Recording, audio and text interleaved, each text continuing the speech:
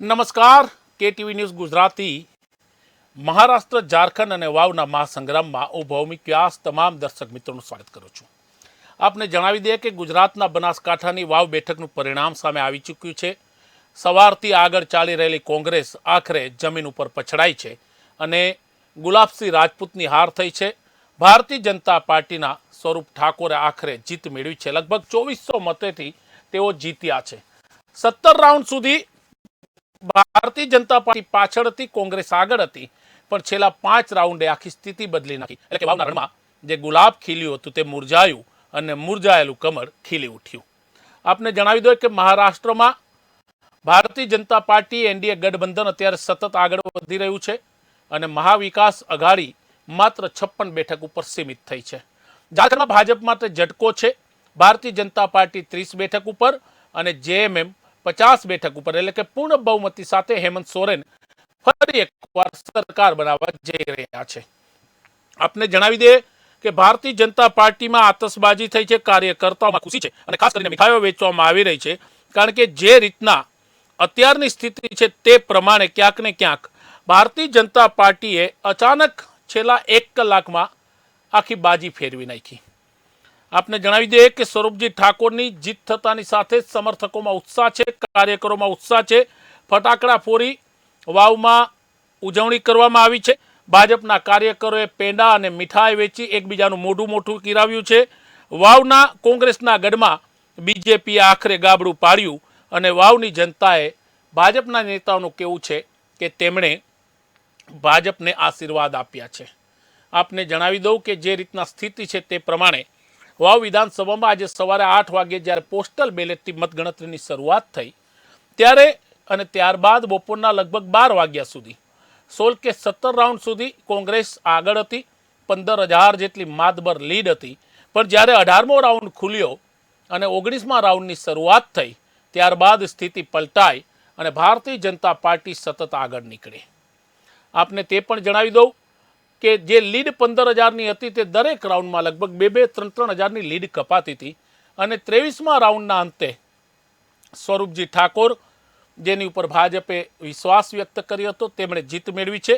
તેઓ વાવ વિધાનસભાના ધારાસભ્ય બન્યા છે. ગેનીબેન ઠાકોર, ગુલાબસિંહ રાજપૂત જેમની નજીક ગણાય છે, કહેવાય છે કે ગેનીબેનની હાર કહેવાય આને અને તે હાર થઈ છે તેવું કોંગ્રેસ માને છે.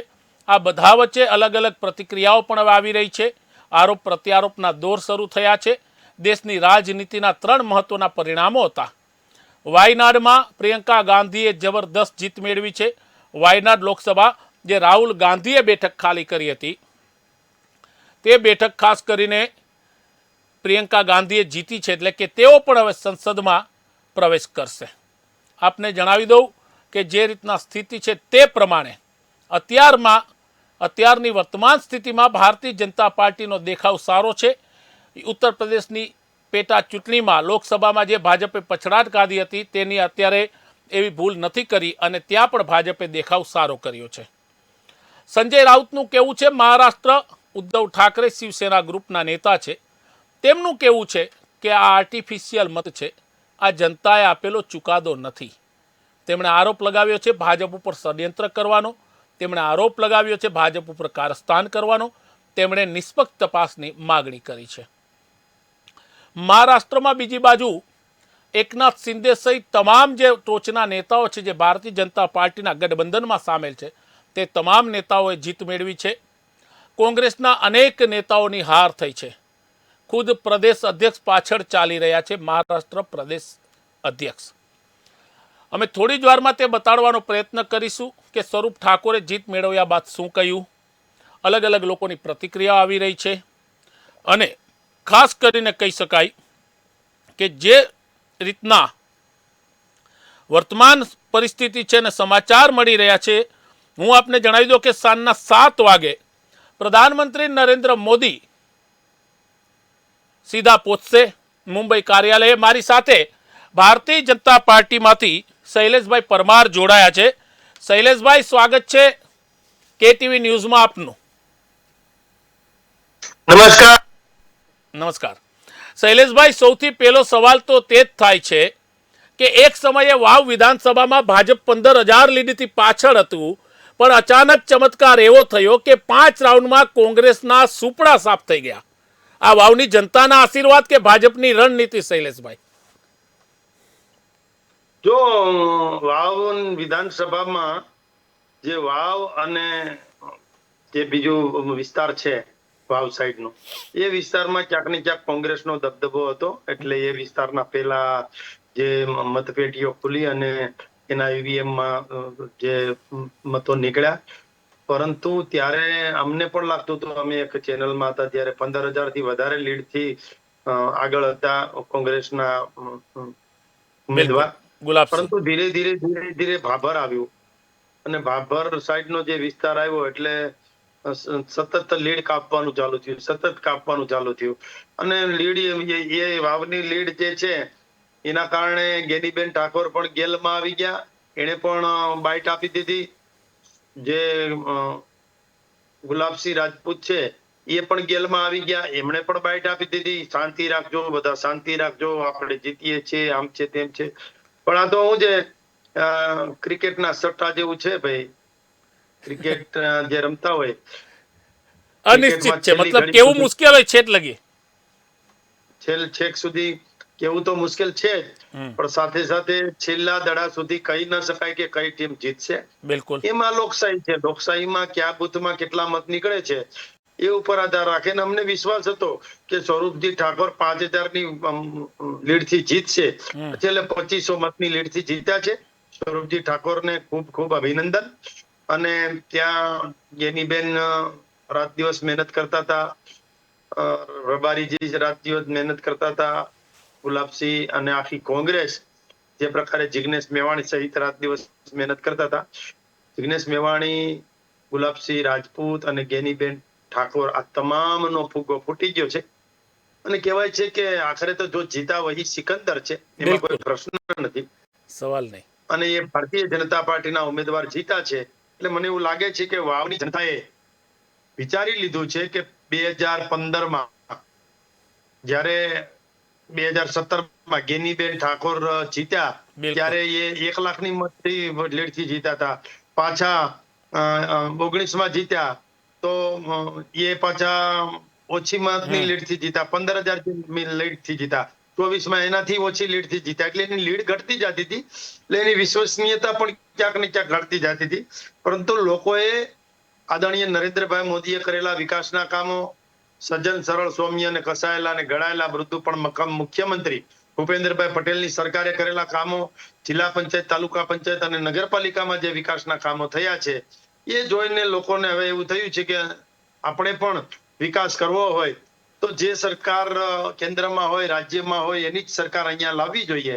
એટલે લોકોએ મન બનાવી જ લીધું હતું કે સરકાર લાવવી છે. પરંતુ ક્યાંક ને ક્યાંક વાવની આસપાસના ગામડાઓ એમાં અમને ઓછા મત મળ્યા છે. પરંતુ હવેના દિવસોમાં જ્યારે અમારા ઉમેદવાર ચૂંટાઈ આવ્યા છે ત્યારે અમે એવું નક્કી કરીશું કે કયા ગામમાં મત ઓછા મળ્યા છે તો એ ગામમાં શું વિકાસના નામે ખૂટે છે, ત્યાં વિકાસ શું કરવો પડે, જ્યાં વધારે મત મળ્યા છે એને વધારે કેમ વિકાસ આપી શકાય, એને રાજ્ય સરકારના ક્યાંથી ક્યાં ફાયદાઓ આપી શકાય, એ તમામ જોઈશું. આખરે તો વાવ વિધાનસભા હવે કેસરિયા રંગે રંગાઈ ચૂકી છે. હવે તો બધાને ખબર પડી ગઈ છે કે 2027માં શું થશે, આગામી ચૂંટણીઓમાં શું થશે, જિલ્લા પંચાયત, તાલુકા પંચાયતમાં શું થશે, બધાના પગ તળેથી શૈલેષભાઈ, કેસરિયા રંગે તો મહારાષ્ટ્ર રંગાઈ ગયું. કેસરિયા રંગે મહારાષ્ટ્ર રંગાઈ ગયું. હા, મહારાષ્ટ્રમાં જે પ્રકારે પહેલેથી જ જે મહાવિકાસ અઘાડી છે એ મોટા મોટા બણગા ફૂંકતી હતી, પરંતુ એનામાં ક્યાંય એકતા જોવા નહોતી મળતી. ઉદ્ધવ ઠાકરે તો જોકે એ આમ તો એના વિચારો, જે બાલા સાહેબ ઠાકરે તો કીધું હતું કે કોંગ્રેસ સાથે હાથ મિલાવવાનું નહીં, માત્ર બેસવાનું થાય ને તો પણ આ દુકાન બંધ કરી દઉં, આવું બોલ્યા હતા. હવે એ વિચારથી અળગા રહી અને ઉદ્ધવ ઠાકરે અને આદિત્ય ઠાકરે એ પ્રકારે ચાલતા હોય તો લોકો તો, મહારાષ્ટ્રના લોકો તો બાલા સાહેબ ઠાકરેને ચાહે છે ભાઈ. બાળા સાહેબની શિવસેના છે એ શિવસેના છે, અને એકનાથ શિંદે એ જે છે એ બાળા સાહેબની શિવસેના છે, એ સાબિત કરી દીધું છે. અને લોકોએ પણ કહ્યું કે એકનાથ શિંદેની જે ટીમ છે એ અસલી શિવસેના છે. એ જ રીતે અજીત પવાર એમાં પણ શરદ પવારે એમની સાથે જે પ્રકારના હથગંડા કર્યા, સુપ્રિયા સુલેએ જે પ્રકારનું બિટકોઇનનું કૌભાંડ કર્યું અને મતદાન અને મતદાતાઓ અને ચૂંટણીને પ્રભાવિત કરવાની કોશિશ કરી, એ બધાના જવાબ છે. જે પ્રકારે અમે એ પણ કહીએ છીએ કે ચૂંટણી જીતી ગયા એટલે વાત પૂરી નથી થઈ જતી. હવે અમારી ઉપર જવાબદારી આવી છે. હવે અમારા ઉપર જવાબદારી આવવાના કારણે બુલેટ ટ્રેન પણ ઝડપથી થશે, મહારાષ્ટ્રનો વિકાસ પણ ઝડપથી થશે, દેશનું આર્થિક પાટનગર મુંબઈ છે એનો પણ વિકાસ ઝડપથી થાય એ દિશામાં અમે ચાલીશું.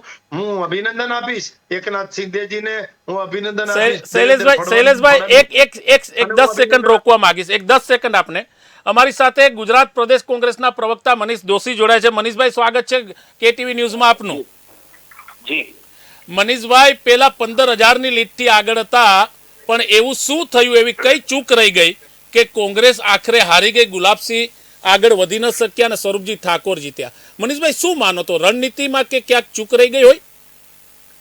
સમગ્ર દ્રષ્ટિએ 2022 ને 24 ની અંદરની લોકસભાની ચૂંટણીની અંદર કોંગ્રેસ પક્ષને બનાસકાંઠાની જનતાએ આશીર્વાદ આપ્યા હતા અને એ આશીર્વાદ પછી ભાજપાના અહંકારનો કાળમો પરાજય થયો અને આખા દેશમાં એક વાત થઈ ગઈ કે ગેનીબેન ઠાકોર એ ગુજરાતનું પ્રતિનિધિત્વ કરે છે. સાથે સાથે વાવ વિધાનસભા પણ અમને કોંગ્રેસ પક્ષને આશીર્વાદ આપીને જીતાડતા હતા. અમારે જે સમગ્ર ગઢિયા વાવની નવી બેઠક પડી છે અને આ નવી ત્રણ વિધાનસભામાંથી અલગ અલગ 3 તાલુકા સાથેની આ બેઠક છે, વાવ, સુઈગામ અને ભાભર. અમે સરંગ, આપની વાત સાચી, સરંગ આગળના 15 રાઉન્ડ સુધી સરંગ સાથે અમે આગળ વધ્યા હતા અને સારી રીતે આગળ વધી રહ્યા હતા.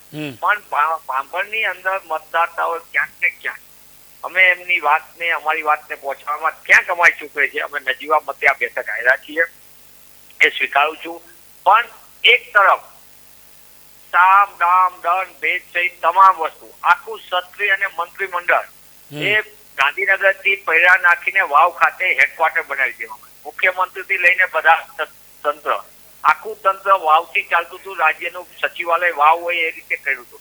સામે પક્ષે કોંગ્રેસના કાર્યકર પદાધિકારીઓ એક લઈ રહ્યા અને અમે સ્વીકારીએ છીએ કે લોકતંત્રમાં હાર જીત થતી હોય. પણ સવાલ એ છે કે વાવની જનતાને ન્યાય માટે કોંગ્રેસ લડતી રહી હતી અને લડશે. લોકોએ અમારી ઉપર અપાર પ્રેમ આપ્યો છે. અમારા યુવાન ઉમેદવાર હતા, સ્વચ્છ પ્રતિભા, અને આગામી દિવસોની અંદર પણ એટલી જ મજબૂતાઈથી કોંગ્રેસ પક્ષ આ પ્રતિનિધિત્વ કરશે, લોકોને મદદ કરતા બનશે. ગેનીબેનમાં આક્રમક અમારા જનપ્રતિનિધિ તરીકે સમગ્ર બનાસકાંઠાનું પ્રતિનિધિત્વ કરી રહ્યા છે અને વાવમાં ક્યાંક અમે ઉણા ઉતરીશું તો એની બાબતમાં અમે એની પણ મૂલ્યાંકન કરીને આગામી દિવસોની અંદર વાવની જનતા સહિત સમગ્ર ગુજરાતની જનતાને ન્યાય મળે એ લડતમાં અમે સતત સક્રિયતાથી કામ કરશું. મનીષભાઈ, ખૂબ ખૂબ આભાર. આ હતા ગુજરાત પ્રદેશ કોંગ્રેસના પ્રવક્તા મનીષ દોશી, જેઓ અમારી સાથે જોડાયા હતા. અમે ચર્ચા કરી રહ્યા છીએ વાવ અને ઝારખંડ અને મહારાષ્ટ્ર ઉપર. શૈલેષભાઈ, સવાલ તે જ છે કે કોંગ્રેસે જ્યારે ગુલાબસિંહ રાજપૂતને ટિકિટ આપી ત્યારે ભારતીય જનતા પાર્ટીમાં એક ચર્ચા હતી કે કોને ટિકિટ આપશે. માવજીભાઈ થોડા નારાજ થયા અને અપક્ષ ઊભા રહી ગયા. તેને મનાવવાનો પ્રયત્ન થયો પણ તેઓ ન માન્યા, પણ તેની અસર ન થઈ. પણ જે રીતના સ્વરૂપજી ઠાકોર ઉપર બીજેપીએ ફરી એકવાર વિશ્વાસ વ્યક્ત કર્યો, તેની પાછળનું કારણ શું? પ્રધાનમંત્રી નરેન્દ્ર મોદી સરકારની વિકાસની યોજનાઓ લોકો સુધી પહોંચી કે ગુજરાત સરકારની મક્કમ જે નીતિ વિષયક નિર્ણયો છે તે જનતાને તમારા સુધી ખેંચી લાવ્યા? શૈલેષભાઈ, મેં કહું છું ને ભાઈ, જે પ્રકારના રોડ રસ્તાઓ, ઇન્ફ્રાસ્ટ્રક્ચર, જે પ્રકારનું ગાંધીનગર નું કામ જુઓ, ગાંધીનગર આપણું કેપિટલ છે, ત્યાંથી આખા રાજ્યમાં વિકાસના ફળ જે પહોંચે છે, એમાં લોકોએ વિકાસને પસંદ કર્યું છે એવું માની શકાય. હમણાં મનીષભાઈ દોશી કહેતા હતા કે આખું ગાંધીનગર ને સચિવાલય ત્યાં ને બધા જ ત્યાં. અરે ભાઈ, કઈ ભજન મંડળી લઈને થોડા બેઠા છીએ, એ ત્યાં જતા બધા. અને નહીં હોય તો એમાં વિખવા દે છે. અમે તો કોઈ પણ ચૂંટણી હોય, ગ્રામ પંચાયત થી લઈ અને પંચાયત થી પાર્લામેન્ટ સુધીની કોઈ પણ ચૂંટણી હોય, અમારા માટે એ જંગ છે અને એ લડવાનો જ હોય. એ બધા જ જંગો અમે સારી રીતે, સરખી રીતે જ લડીએ. કોઈમાં ઓછું વધતું એવું કઈ નહીં. ચૂંટણી છે તો ચૂંટણીમાં તો જીત હારનો જ પ્રશ્ન હોય છે. આખરે જીતા હોય સિકંદર.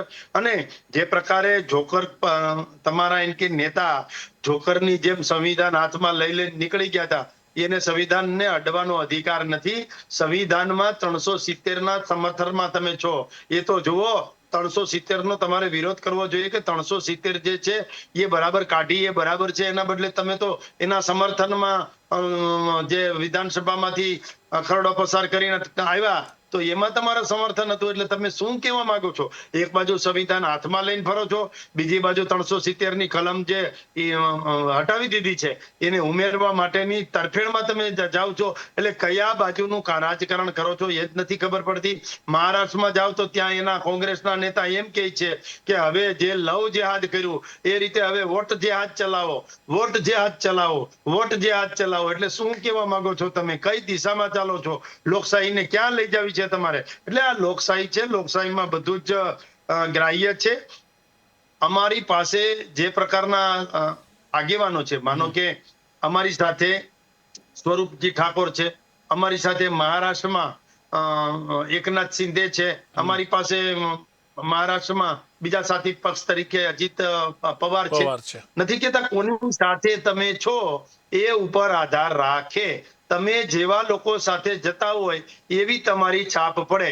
એક ગીત છે મને ખૂબ ગમે છે કે ચાંદ કે પાસ જો સિતારા હૈ वो सितारा हसीन लगता है. એટલે આદરણીય નરેન્દ્રભાઈ મોદીની જે એનડીએ સરકાર છે અને જે ભારતીય જનતા પાર્ટીની સરકાર છે એની સાથે જે રે એનું રૂડા લાગે કે ભાઈ જોકરની સાથે રે, જોકરને બસ આ સંવિધાન બતાવે કરું. એટલે આ પ્રકારના હથગંડાઓ અપનાવ્યા એટલે ક્યાંક ને ક્યાંક ત્યાંથી એમને નાસીપાસ થવું પડ્યું છે.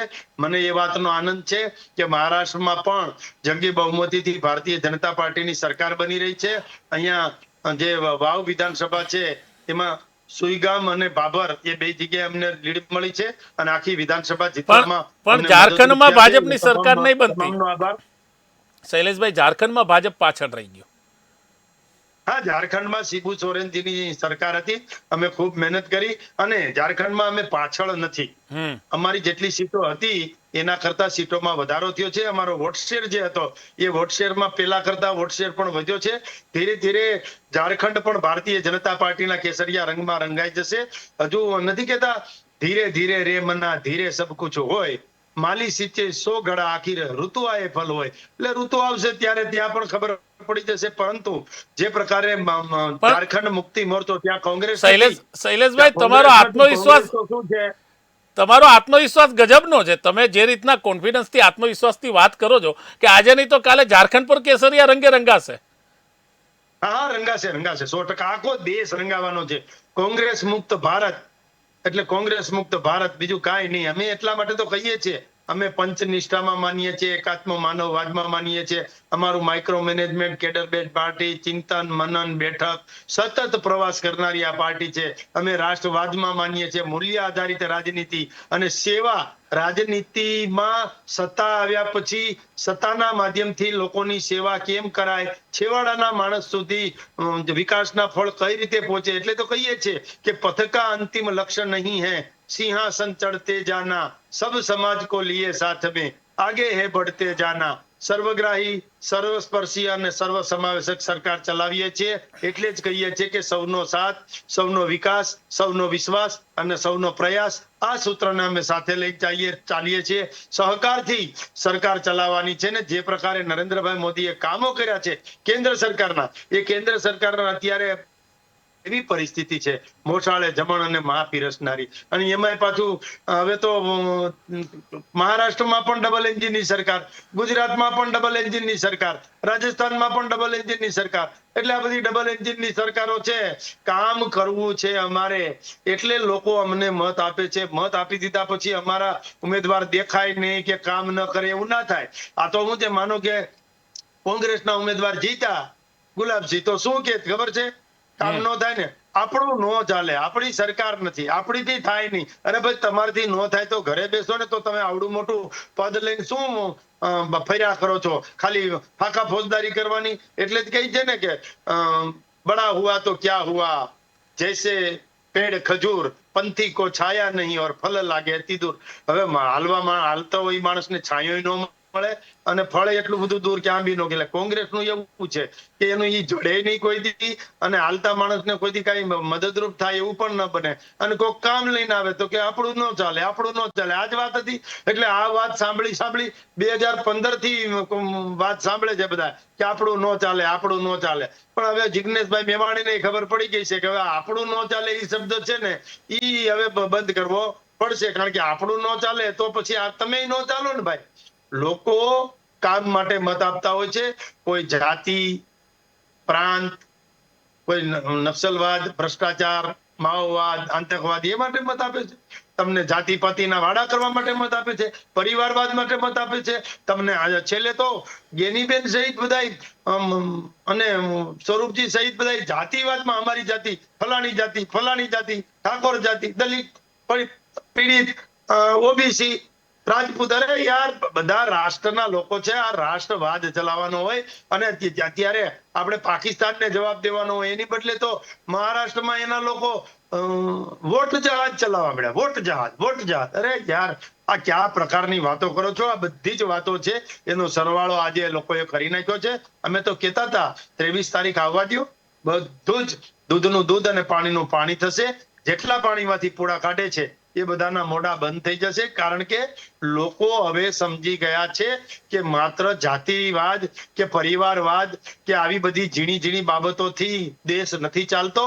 દેશ ચલાવવા માટે એક ઠોસ કદમ ઉઠાવવા પડે, એક ઠોસ નિર્ણય કરવા પડે, અને નિર્ણય એવા કરવા પડે કે છેલ્લો માણસ હોય ત્યાં સુધી આમ નથી કહેતા ચલો જલાએ દીપ જહાં અભી ભી અંધેરા હૈ. એટલે જ્યાં અંધારું છે ત્યાં અજવાળો કરવાનો પ્રયત્ન કરવાનો. એ આવાસ યોજનાથી અજવાળું થાય, એ મા કાર્ડ આયુષ્યમાન ભારતથી અજવાળું થાય, એ 100 નંબરની ગાડી છે 108 એનાથી અજવાળું થાય, કે એ 24 કલાક લાઇટ છે એનાથી અજવાળું થાય, કે એ ખેડૂતને ખાતર આપવાથી અજવાળું થાય, કે ખેડૂતોને સહાય આપવાથી અજવાળું થાય. દરેક પ્રકારના યુવાનો, મહિલાઓ, બાળકો, વડીલો, બુજુર્ગો, 70 વર્ષની ઉપરના જે પીડિત છે, શોષિત છે, અંત્યોદય છે, તમામ લોકોની સેવા કેમ કરાય એ દિશામાં ચાલવાનું. શૈલેષભાઈ, એક તમારી પાસે બી તમે વ્યસ્ત છો, આજે દિવસ એવો છે, પણ હજી એક સવાલ નાનો લઈશ. એની પહેલા એક વસ્તુ કહેવા માંગીશ કે આપનું હોમવર્ક બહુ મજબૂત છે શૈલેષભાઈ, સાચે. અને આપે જે તળપદી ભાષામાં જે કહેવત કહી છે, મને લાગે છે કે મતદારો આનાથી પણ આકર્ષાય. આ મારો પર્સનલ અંગત અભિપ્રાય છે શૈલેષભાઈ. હવે મારો સવાલ આપને એક ઈ છે, છેલ્લો સવાલ, કે બનાસમાં કહેવાતા હતા કે ગેનીબેન એટલે બનાસના બેન, પછી સૂત્ર આવ્યું ગુલાબસિંહના બેન ગેનીબેન. પણ હું આપને તે પૂછવા માંગીશ કે આ વખતે મામેરું ન ભરાયું. જે સૂત્ર પ્રચલિત હતું કે બનાસકાંઠા ગેનીબેનનું મામેરું ભરે, અને ગેનીબેન તો ગુલાબસિંહના બહુ નજીક, ગુલાબસિંહ નજીકના ગણાય છે. તો ક્યાં ગેનીબેનનો પ્રભાવ ઘટ્યો છે શૈલેષભાઈ? લાગે છે પ્રભાવ કદ ઓછું થયું છે? અમારા કાઠિયાવાડમાં શું ખૂબ મોટી અને સારી કહેવત છે આ બાબતે, કે કોઈ ભેંસ દોવાની હોય ને તો એ એક જ બેન દોતા હોય. હવે ઈ બેન ક્યારેક બહારગામ જાય ને ત્યારે ઈ બેન નો હાડલો બીજા બેન ને દઈ જાય સાડી, કે આ તમે આ સાડી પહેરી અને દોજો એટલે દોવા દેશે. પણ ઈ સાડી પહેરીને પણ જવાય ખરું ભેંસની પાસે, પણ ભેંસની પાસે જાય ને કે દોવા જાય ને આમ હાથ મૂકે ને ત્યાં ખબર પડી જાય કે આ તો ઓલા નથી, એટલે સીધું મારે પાટું. એટલે આ કોંગ્રેસ છે ને ઘડીક આ હાડલો પહેરીને આવે, ઘડીક આ સાડી પહેરીને આવે, ઘડીક ઓલી સાડી પહેરીને આવે, ઘડીક મુસ્લિમ તૃષ્ટિકરણની સાડી પહેરીને આવે, ઘડીક ઠાકોર પરિવારવાદની સાડી પહેરીને આવે, ઘડીક રાજપૂત પરિવારવાદની સાડી. એટલે આ બધા જ પ્રકારની સાડી પહેરીને આવ્યા. પણ આ મતદારો છે ને એને પાટું મારી દીધું કે આ તો નહીં, આ તો અમારે જોઈએ જ ને. હવે વાવની જે સ્થિતિ છે, અમે તો ત્યાં ગયા છીએ, વાવની સ્થિતિ ખૂબ ભયંકર હતી. કોઈ જાતનો કોઈ વિકાસ નહીં, કઈ બધા એમ જ કહે, કેવા જાય તો કે આપણું ન ચાલે, આપણું ન ચાલે. એટલે આપણું ન ચાલે ને ઈ વસ્તુ એને ટક્કર ખાઈ ગઈ હતી કે હવે આપણું ચાલે ને એવા ઉમેદવાર લાવવા છે. ને ઉમેદવાર તો એવા જ હોવા જોઈએ ને જે ચૂંટાયા પછી લોકોની વચ્ચે રહી. અને ગેનીબેન નો ગ્રાફ પણ હવે ઘટતો જાય છે. હવે ગેનીબેન ને પણ પગતળેથી જે પાણી છે, જમીન સરકી ગઈ છે. અને હવે બનાસની બેન ને ફલાણું ઢીકડું પૂછડું એ બધું હવે લોકો સમજી ગયા છે. બહુ લાંબુ ના ચાલે. આ બધી ગાજરની પીપોળી હોય છે, લાંબો ટાઈમ ન ચાલે પછી ખાઈ જાય લોકો. આમાં તો હું છે પકડ મજબૂત હોવી જોઈએ, કઈક કામ કરવા જોઈએ. જે પ્રકારના કામો કરવાના છે એ કરતા નથી ને બીજી વાતો કરે છે ને ત્રીજી વાતો કરે છે ને ક્યાંય લાજ કાઢીને બેસે છે ને ક્યાંક પાછા દીકરી છું ને બેન છું ને આ છે ને તે છે ને. એટલે બધા સમજી ગયા કે આમ ન હોય. ચૂંટણીમાં જેને જીતાવીએ આખરે એને શું કરવાનું છે કોઈ પણ સમાજ ન હોય. અને હું તો ત્યાં સુધી હજી કહું છું કે હું તમામ સમાજના લોકોને કહું છું કે મુખ્યમંત્રી, સંસદ સભ્ય કે ધારાસભ્ય આપણા સમાજનો હોવો જોઈએ, બરાબર છે, પણ મુખ્યમંત્રી કે ધારાસભ્ય કે સંસદ સભ્ય આપણા સમાજનો હોય કે ન હોય એ પદાધિકારી આપણા સમાજનો કામ કરતો હોવો જોઈએ. આપણા સમાજના કામ થાય એને પ્રાયોરિટી આપો. આ તો સમાજવાદ, ફલાણા સમાજને અંદરો અંદર કેટલાક બતાવશો. મુસ્લિમ તૃષ્ટિકરણ કરીને ફલાણું ઢીકડું કરીને કોંગ્રેસે અત્યાર સુધી ચલાવ્યું. હવે 370 ની કલમ હટાવી તો આખો દેશ ખુશ છે. તો રાહુલ ગાંધી અને કોંગ્રેસ નથી ખુશ કે અમારા દાદાએ લગાડી છે તમે કેમ કાઢો છો? એટલે આ પ્રકારનું નહેરુજીના જે વર્તનો હતા એના નાના એ પ્રકારના એને હોય દાદા પરદાદાનું. એટલે કહેવાનો મતલબ એ છે કે લોકોની સુખાકારી જોવાની કે નહીં. એટલે મહારાષ્ટ્ર હવે સમજી ગયું છે કે અહીંયા ભારતીય જનતા પાર્ટી સિવાય ઉધાર નથી. અને જે કડી, આખી કડી એક હોય કેસરી કલરની આખી માળા, હવે એમાં એક લીલા કલરની કોંગ્રેસ નામની કડી આવે તો એ નડ્યા કરે દેખાય. એટલે લોકોએ કીધું પંચાયત થી પાર્લામેન્ટ સુધી એક જ કડી, એમાં કેસરી એટલે કેસરી, કેસરિયા રંગની બધી કડી. પણ શૈલેષભાઈ વિપક્ષ રહેશે જ નહીં તો વિરોધ કેમ થશે? વિપક્ષ તો મજબૂત જોશે ને શૈલેષભાઈ. પીએમ પ્રધાનમંત્રી નરેન્દ્ર મોદી કહે છે કે વિપક્ષ મજબૂત જોશે. આ વિપક્ષ મજબૂત જોઈએ પણ મજબૂતી નથી. એમાં વાદ વિવાદ અને ટાટિયા ખેંચ ને કબડ્ડીના ખેલો ચાલુ છે. એટલે વિપક્ષ છે પણ અંદરો અંદર બાજવામાંથી નવરા નથી રહેતા. આ એનું જ પરિણામ છે. વાવ વિધાનસભામાં એ જ પરિણામ છે ભાઈ. અમે કહેતા હતા કે ભાઈ કોના માટે ઉભા છે માવજીભાઈ પટેલ, શું હતું, શું થયું? તો એને જે માવજીભાઈ પટેલને ઉભા રાખ્યા પછી જે પરિણામ આવ્યું શું થયું? લોકો સમજે છે આ શું કરી રહ્યા છે. લોકો સમજે છે કોને કેટલું વજૂદ આપવું. આમાં હું છે ખોટી થાળીમાં પીરસાઈ જાય ને ત્યારે તકલીફ થતી હોય. એટલે માવજીભાઈએ જાતા મોટી ઉંમરે વડીલ કક્ષાના માણસ થાય અને ધોળામાં ધૂળ પાડ્યું. છેલ્લે આ કરવાની જરૂર નથી. એમણે કોઈ નવા કાર્યકર્તાને ચાન્સ આપવાની જરૂર હતી, અથવા તો જે સ્વરૂપજી ઠાકોર છે એની સાથે રહેવાની જરૂર નથી. એમણે જે છેલ્લે ધોળામાં ધૂળ પાડી છે એ ક્યાંક ને ક્યાંક એના સમાજ માટે, પરિવાર માટે અને ભારતીય જનતા પાર્ટી અને તમામ લોકોને ક્યાંક ને ક્યાંક તકલીફ પડી છે. પરંતુ માવજીભાઈ પટેલને એ પણ અમે ત્યારે પણ કહેતા હતા કે અપક્ષ ક્યારેય પેટા ચૂંટણીમાં જીતે નહીં. જનરલ ચૂંટણી હોય ત્યારે આવી જાય, પણ પેટા ચૂંટણીમાં અપક્ષને જીતવું એટલે લોઢાના ચણા છે. એમાં પાછું આવી રીતે કરે અને એને પછી કોઈ હવા ભરી દીધી કોંગ્રેસ વાળાએ કે તમે ચાલો કમ્પ્રેસર મોટું મૂક્યું હતું. એટલે એને એમનામાં આ બધું થયું અને છેલ્લે એને વડીલની આબરૂ ઓછી કેમ થાય, એની લીટી નાની કેમ થાય એવું કોંગ્રેસે કર્યું છે. પરંતુ આખરે લોકશાહીમાં જો જીતાભાઈ સિકંદર છે અને પરિણામ છે એ માથે ચડાવવું પડે.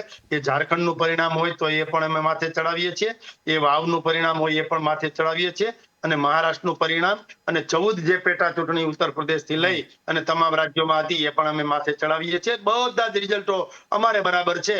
અમારા સંજય રાઉતની જેમ એમ નથી કહેવાનું કે ઈવીએમ માં કઈક ગડબડ હતી. મને તો એ નથી સમજાતું કે હારે છે શિવસેના અને દોષનો ટોપલો ઈવીએમ ઉપર કેમ ઉતારે છે? હવે ભાઈ તમે પેલા તો બાલા સાહેબ ઠાકરેના વિચારોથી ચલિત થઈ ગયા છો. તમે બીજા ઘરમાં જઈને બેઠા છો તો સમજો, હવે કઈક સમજો. હવે પાછા વળો.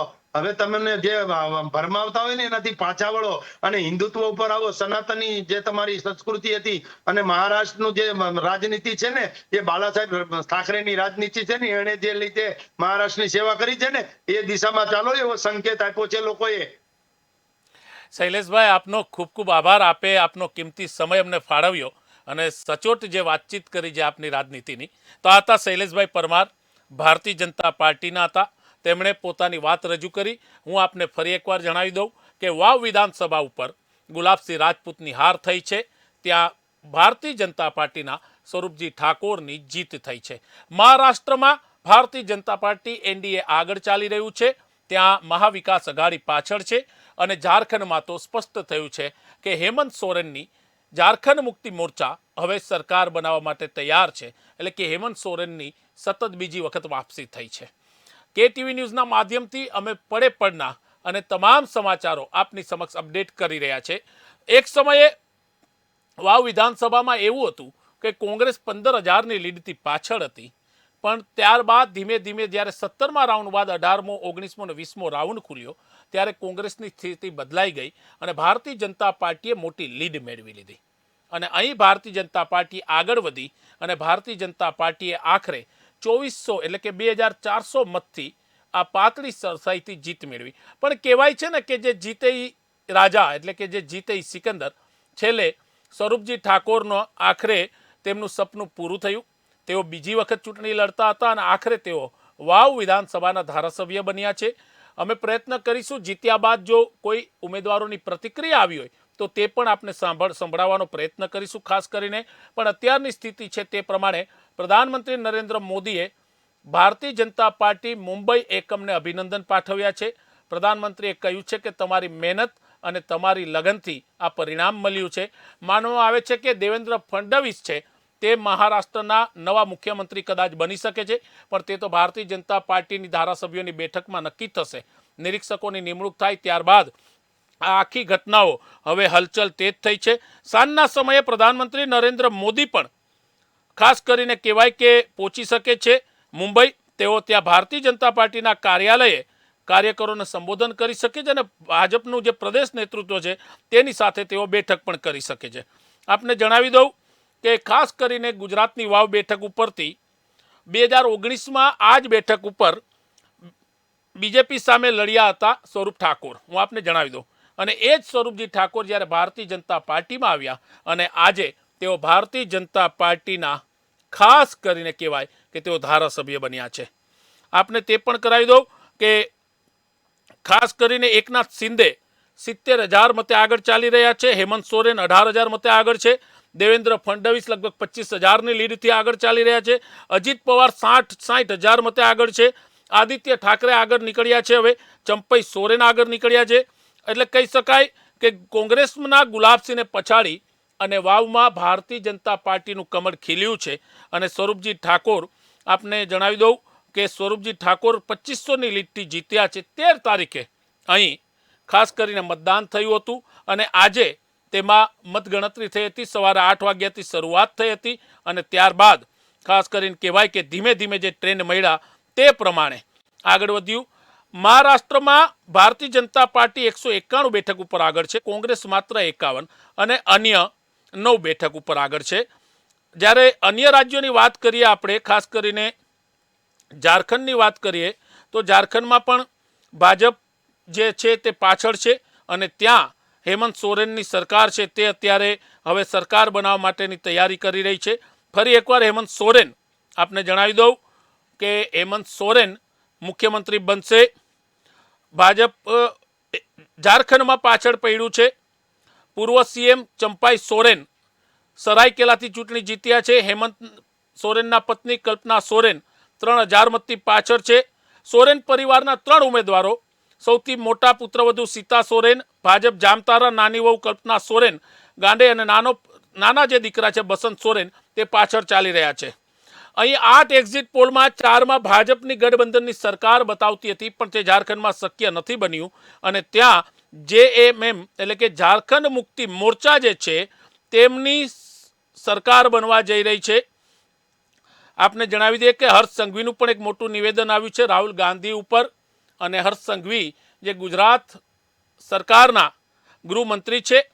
નવા સમાચાર ને નવી અપડેટ સાથે અમે ફરી એકવાર આપની સમક્ષ આવીશું. તમામ અપડેટ અને તમામ સમાચારો અમે આપને આપી રહ્યા છીએ, પણ નવી સમાચાર ને નવા અપડેટ સાથે અમે ફરી એકવાર આવીશું. ત્યાં સુધી આપ મને રજા આપશો. નમસ્કાર.